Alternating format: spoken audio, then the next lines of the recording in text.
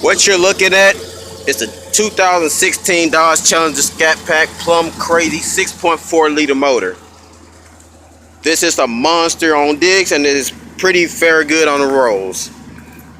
As you can see, the RT, the Scat Pack is nothing but an RT, but with SRT motor, SRT suspension, so on and so forth. Let's get this open. Well, I cut it off, but as we can see, 6.4 liter, powered by SRT, comes with the end tank, and it's a bad motherfucker. Now, so on and so forth about this car is that it comes with 485 horsepower, but I think we got the good one out of the deal because quite honestly, this car happens to hit over 500 horsepower at one point, actually at multiple points of time on the torque meter. So I believe this is the factory freak that you guys have been watching. So let's go on there and go on the inside of the car. Oh my gosh.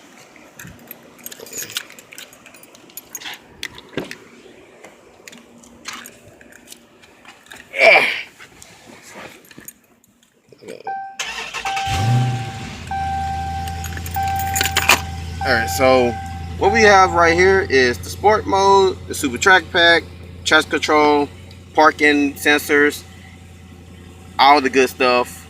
And one thing about this car is that it blows AC pretty cold. Like it feels like a freezer in here when you blow the AC. And yeah, that's pretty impressive. So over here, go to the apps, we have your performance pages and we have your Dodge pages right here. But one thing that this car do not have is the SRT pages. Why they didn't put the SRT pages on this car, don't know. Who really cares? But see if this thing goes low. You know what? I'm just gonna go over here. I'm gonna go to the performance pages. Over here in the performance control, this is where you can set your RPMs. Right here, we got it at 2,000 RPMs. The highest that we can possibly go is 35 RPMs. It's pretty much right there.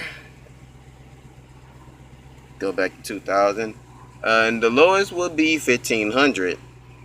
Now, depending on what tires you have, you can launch it from any one of these RPMs. But preferably, if you have like Eagle F1s, supercars, you'll be doing pretty good with $2,000 or probably 2,500 RPMs. But like I said, depends on the tires. Like with these RSA 2s, well, either way it goes, this car spins them tires. So, you know, we have some Pirellis on here to test it out, but yeah, that didn't work out too well. They were spinning like, so we're just gonna leave it at that. Right over here, we got the drive setup mode, where the current mode right now is default, where the engine transmission is normal, paddle shifting is all, traction control is normal, and steering is in sport. So we can pretty much do this, which is actually put the car in regular mode.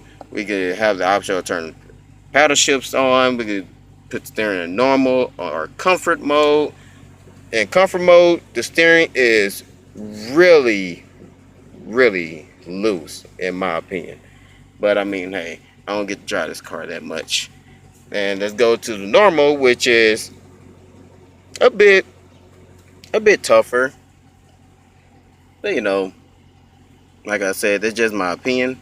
And the sport one, that's where you're gonna use a lot of arm muscle at. So just saying. Alright, so we can go over here, do the sport mode setup. Boom. Everything is in sport. That's where you go out to a car meet and you destroy just about every car that's out there. Unless it's fully modded, then well, you just better hope that they're bad drivers. So anyway, let's go over here to the performance pages.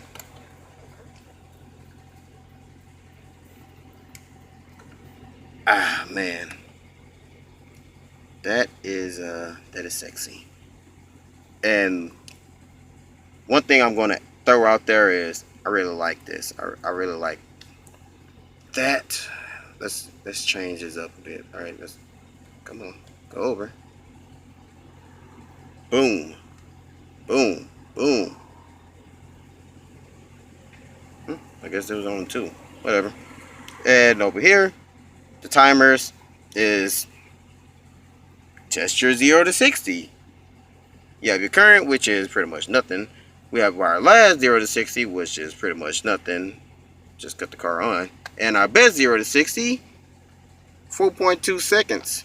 This car can easily do 4 seconds or 3.9 because let's just be real. For this car to weigh 4,000 pounds, it's pretty nice. And while you're driving, you could check G-force. But this is where I'm going to talk about the horsepower and the torque. Admittedly, when we first got this car was hitting 500 horsepower easy, which is why I call this a factory freak. Even though we have broken it in, it still hit 500 horsepower quite easy. One thing that I've kind of noticed is that let's see, traction control. Push that traction control, turns it off. Now let's hold on this button for a nice little minute. Electronic stability control off. In other words, let it rip. And once you do that, I sure hope you got some very good tires, because if you got some pretty crappy tires, you're gonna find yourself in a ditch somewhere. So yeah, have fun with that, kids or adults, whatever your age is. It's Mopar Racing, and we are out.